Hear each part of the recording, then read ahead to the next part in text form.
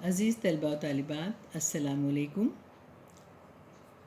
پچھلے سبق میں ہم نے پرستان کی سیر شروع کی تھی، تو پرستان کی سیر کرتے کرتے ہم پرستان کے بادشاہ کے گھر پہنچے تھے۔ وہاں پر سیدانی بی نے کھانا کھایا، دسترخوان ان کے لیے لگایا گیا اور انہوں نے کھانا کھایا۔ اب انہیں جس مقصد کے لیے پرستان بلایا گیا تھا، دیکھتے ہیں کہ وہ کام کس طرح سے سر انجام دیتی ہیں، یعنی پرستان کی شہزادی کی شادی کی تیاریوں کے لیے انہیں بلایا گیا تھا۔ آئیے دیکھتے ہیں کہ سیدانی بھی کس طرح سے اپنے کمالات دکھاتی ہیں۔ صفحہ نمبر 34 کا آخری پیراگراف ہے۔ اب بہن بادشاہ بیگم نے، جن کا نام زمرد پری تھا، توشہ خانے والیوں کو حکم دیا۔ توشہ خانے والی یعنی جن کے ذمے سٹور کا نظام سنبھالنا تھا، انہیں حکم دیا کہ شہزادی کے کپڑے لاؤ۔ کشتیوں پر کشتیاں، تھان پر تھان آنے لگے۔ کپڑوں اور گوٹا کناری کو دیکھ کر میری تو عقل جاتی رہی۔ سیدانی بھی کہنے لگی کہ کپڑے اور گوٹا کناری اس طرح کے تھے کہ میں تو دیکھ کر دنگ رہ گئی، حیران رہ گئی۔ میرے تو ہوش اڑ گئے کہ ان جیسا کپڑا اور گوٹا کناری اس سے پہلے میں نے کبھی نہیں دیکھا تھا۔ بڑی بڑی رانیوں شہزادیوں کے جوڑے دیکھے ہیں، نور بائی کی پشواس بھی دیکھی ہے جس میں سیرو جواہرات ٹکے ہوئے تھے، لیکن ان کپڑوں سے کیا نسبت جن کا تعلق دنیا سے تھا۔ پرستان کے کپڑوں کی ان سے کیا نسبت؟ کجا دنیا کے کپڑے، کجا پرستان کے، یعنی کہاں دنیا کے کپڑے اور کہاں پرستان کے۔ ان پر تو آنکھ ہی نہیں ٹھہرتی تھی۔ ریشم اور سونے کے تاروں سے بنی ہوئی آب رواں بھی کپڑے کا نام ہے جو کہ ریشم اور سونے کے تاروں سے بنتا ہے۔ موتیوں سے لیسی ہوئی گلشن بھی کپڑے کا نام ہے جس پر موتی ٹکے ہوئے ہوتے ہیں۔ ایسا ہی کم خواب اور زربفت کے دید نہ شنید، کم خواب اور زربفت بھی قیمتی ریشمی کپڑے کے نام ہیں۔ کم خواب اور زربفت ایسا کہ اس سے پہلے نہ کبھی دیکھا تھا اور نہ ہی کبھی سنا تھا۔ دید نہ دیکھا، نہ شنید، نہ اس کے بارے میں کبھی سنا۔ گوٹا وہ کہ دنیا دیکھے اور اشش کرے، یعنی دنیا دیکھے اور حیران رہ جائے اور تعریف کرتے کرتے نہ تھکے۔ رنگ رنگ کے جواہرات کی لڑیاں تھیں۔ جب سامان آ گیا تو بادشاہ بیگم بولی، لو بی سیدانی، اب تم اپنا ہنر دکھاؤ۔ بہت تمہاری تعریف سنی ہے، ہم بھی تو جانیں کہ پرستان میں بھی تمہارا نام ہو جائے۔ میں دل میں تو بہت پریشان ہوئی کہ یا اللہ، میں یہاں کیا کاریگری دکھاؤں گی، کون سی وضع ٹانکوں، یعنی کس طرز سے جوڑے ٹانکوں کہ ان کے لیے نئی ہو۔ مگر زبان سے کہا، حضور اللہ مالک ہے، وہی آبرو رکھنے والا ہے، وہی میری عزت رکھنے والا ہے۔ صبح ہونے دیجیے، جو کچھ مجھے آتا ہے حاضر ہوں۔ وہ ہنس کر بولی، سیدانی بھی، پرستان میں نہ دن ہوتا ہے نہ رات، ایک ہی موسم اور ایک ہی وقت رہتا ہے، تم جب چاہو کام شروع کر دو۔ میں نے تعجب سے عرض کیا، تو کیا یہاں لوگ سوتے نہیں؟ کہنے لگی، یہاں سونے کا کیا کام؟ نیند پرستان میں نہیں آتی، ہمارا مشغلہ تو آٹھوں پہر سیر سپاٹے ہیں۔ پرستان سے جی اکتایا تو دنیا والوں کے خوابوں میں چلے گئے۔ بہن، میں نے دیکھا کہ واقعی نیند کا نام بھی آنکھوں میں نہیں، نہ پیٹ میں گرانی، نہ سر بھاری، نہ پیٹ میں درد، نہ سر بھاری، نہ بوجھل، نہ انگڑائیاں، نہ جمائیاں، یعنی نیند جب آنے لگتی ہے تو انگڑائیاں اور جمائیاں آنے لگتی ہیں، لیکن وہاں پر ان چیزوں کا تو نام ہی نہیں تھا۔ سوچا کہ دیر کیوں لگائی جائے۔ قطر بیونت کا سامان تو موجود تھا، یعنی کپڑوں کی کٹنگ اور سلائی کا سامان سب موجود تھا۔ اللہ کا نام لے کر جوڑے کترنے لگی، یعنی کپڑے کو کاٹنے لگی، اور اسی وقت سے سینے اور ٹانکنے کا لگا دیا۔ ادھر میں ایک طرف بیٹھی ہوئی اپنے کام میں مصروف تھی، ادھر ناچنے گانے والی پریوں کے تخت اتر رہے تھے، ایک سے ایک طرحدار یعنی وزادار رکھ رکھاؤ والی، ایک سے ایک شوخ، اپنے فن میں استاد، یعنی اپنے فن میں مہارت رکھنے والی۔ نہ کانوں نے کبھی ایسا گانا سنا تھا، نہ آنکھوں نے ایسے ناچ دیکھے تھے۔ آوازیں تھیں کہ جیسے کوئلے مل کر کوکیں، ناچ تھا کہ ہوا میں جیسے تتلیاں اڑ رہی تھیں۔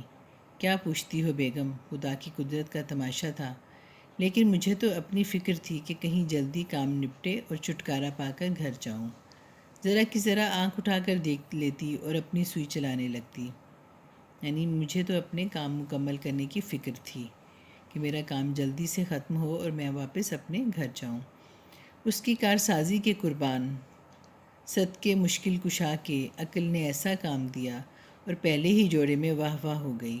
شہزادی کا چہرہ بھی خوشی کے مارے پھول کی طرح کھل گیا، یعنی بہت پھول کی طرح کھل گیا، یعنی بہت خوش ہو گئی۔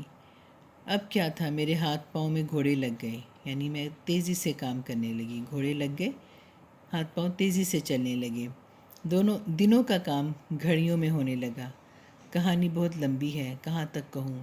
جس کام کی آدمی دھن باندھ لے وہ ہو ہی جاتا ہے، یعنی جس کام کو لگن سے کرے تو وہ انشاءاللہ ضرور ہو جاتا ہے۔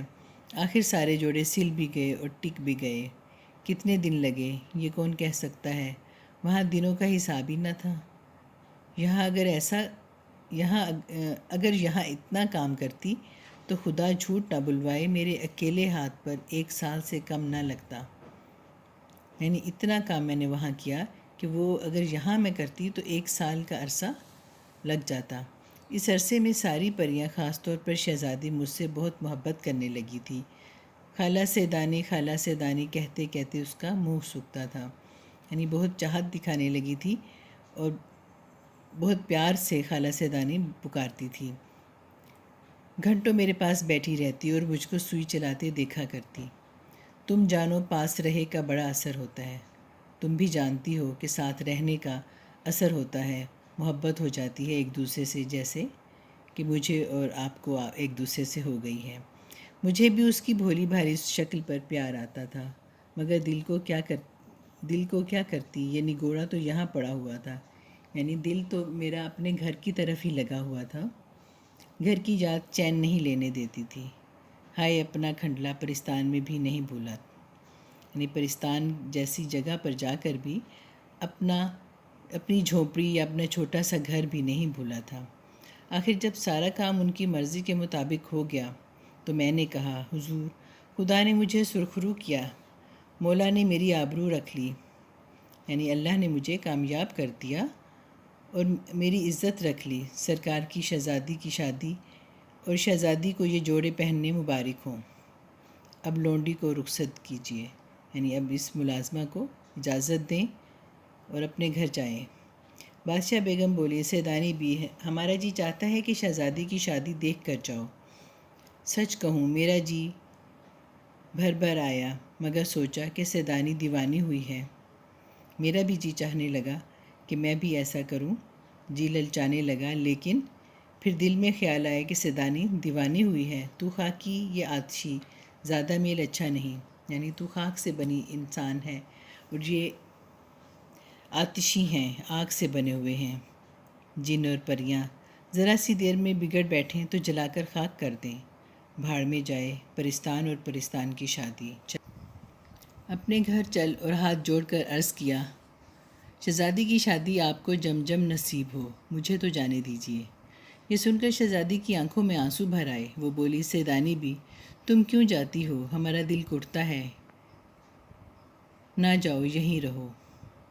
میرے کلیجے پر چوٹ سی لگی، بڑی مشکل سے اپنے آپ کو سنبھال کر بولی، سیدانی تم پر واری، بیوی تم اپنا جی بھاری نہ کرو، تم بلاؤ گی تو 100 دفعہ آؤں گی، یعنی تم اداس نہ ہو، تم جب بلاؤ گی میں آ جایا کروں گی۔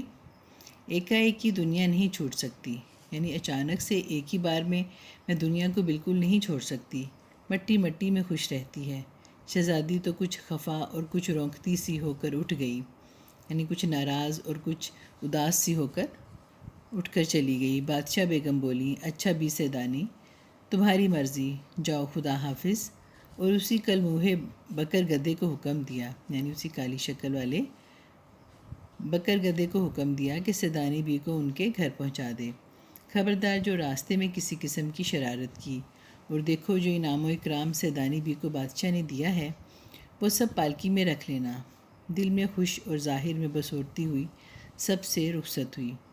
دل میں تو خوش تھی، لیکن ظاہری طور پر میں بھی تھوڑی سی اداس سی شکل بنا کر ان سے ملی اور اجازت چاہی۔ وہی پریزاد جو مجھے پالکی سے اتار کر لائی تھی ساتھ لے کر چلی۔ پھاٹک کے باہر پالکی موجود تھی اور مردوں کی سی وضع کا آدمی پاس کھڑا تھا۔ میں پالکی میں بیٹھی اور دم کے دم میں پالکی ہوا سے باتیں کرنے لگی۔ پالکی میں بیٹھ کر میں نے ادھر ادھر دیکھا کہ وہ جو پرستان کے بادشاہ نے انعام و اکرام دیا ہے کہاں ہے۔ اندھیرے میں کیا نظر آتا۔ ہاتھوں سے ٹٹولنا شروع کیا۔ ایک کونے میں بہت سے کنکر پتھر معلوم ہوئے۔ جل گئی کہ موئے جنات تھے نا، یہاں بھی دغا کیا، یعنی جنات نے مجھے دھوکہ دے دیا۔ یہ ان کے گھر کا انعام و اکرام ہے۔ خیر جان بچی لاکھوں پائے۔ یہ جان سلامت میں لے کر واپس آ رہی تھی تو میں نے اسی کو غنیمت جانا۔ خیریت سے گھر پہنچ جاؤں تو جانوں بڑا انعام پایا، اور چپکے چپکے ایک ایک کر کے وہ کنکر اور پتھر پردے کی جھری میں سے پھینکنے شروع کر دیے۔ قاعدہ ہے کہ خوشی میں راستہ جلدی جلدی کٹ جاتا ہے۔ آنکھ بند کرتے میں گھر آ گیا۔ ڈیوڑی میں پالکی رکھی گئی۔ چراغ جل رہا تھا۔ پردہ جو الٹا اور چراغ کی جوت جو پڑی تو کیا دیکھتی ہوں کہ جنہیں میں اب کنکر پتھر سمجھ رہی تھی جواہرات ہیں۔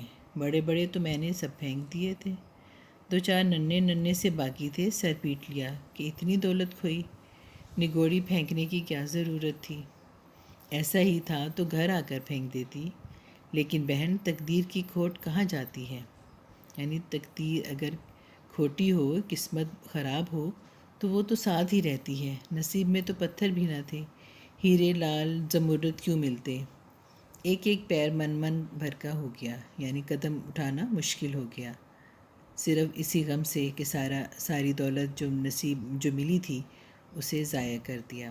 صرف 4 نگینے رہ گئے تھے، وہی لے کر بڑی مشکل سے اتری۔ گھر میں جو پہنچی تو بونڈ پلاؤ جیسا چھوڑ گئی تھی ویسا ہی دم پر لگا ہوا تھا۔ بڑی بی پکانے والی مغرب کی نماز پڑھ کر دعا مانگ رہی تھی۔ دعا مانگ چکی تو انہوں نے پوچھا، بیگم کیا راستے میں سے الٹے پاؤں آ گئیں؟ خیر تو ہے؟ میں نے دل میں کہا، لیجئے، یک نہ شد دو شد، یعنی ایک نہیں 2۔ پرستان میں خدا معلوم کتنے مہینے لگ گئے اور یہاں ابھی چاولوں کو دم بھی نہیں آیا۔